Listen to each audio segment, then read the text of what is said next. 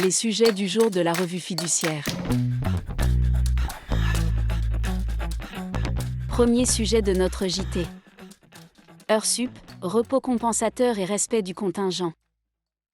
Les heures supplémentaires qui ouvrent droit à un repos compensateur de remplacement doivent-elles ou non s'imputer sur le contingent annuel d'heures supplémentaires lorsque le salarié n'a pas pu bénéficier de ce repos compensateur ? Oui, répond la Cour de cassation dans un arrêt du 13 mars 2024.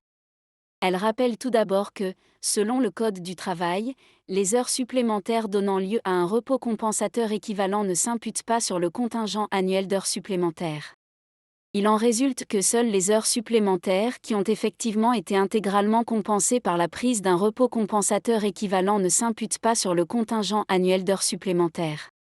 Or, dans cette affaire, le salarié n'avait pas été mis en mesure de bénéficier d'un repos compensateur de remplacement équivalent aux 4 premières heures supplémentaires accomplies. Ces heures devaient donc être intégrées au contingent annuel d'heures supplémentaires applicable. Deuxième sujet de notre JT. Crédit d'impôt industrie verte. La loi de finances pour 2024 a introduit un nouveau crédit d'impôt en faveur de l'industrie verte afin de soutenir les investissements dans les capacités de production de 4 filières clés. Après le feu vert de la Commission européenne, un décret acte son entrée en vigueur au 11 mars 2024 et donne la liste des équipements, composants essentiels et matières premières éligibles. Ce dispositif est applicable sous réserve de l'obtention d'un agrément pour lequel les entreprises ont déjà pu déposer une demande à compter du 27 septembre 2023. Celle-ci devrait être fixée sur le sort de leur demande dans le délai de 3 mois maximum décompté à partir du 11 mars 2024. Troisième sujet de notre JT. Meilleure transparence sur l'origine des produits alimentaires.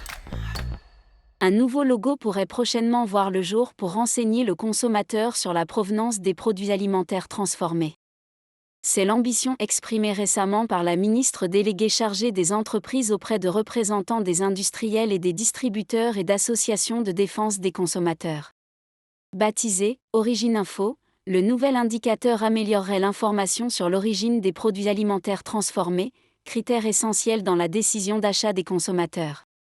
Les échanges avec les représentants des professionnels et des consommateurs ont permis de confirmer les grands principes d'une démarche volontaire, sans obligation légale.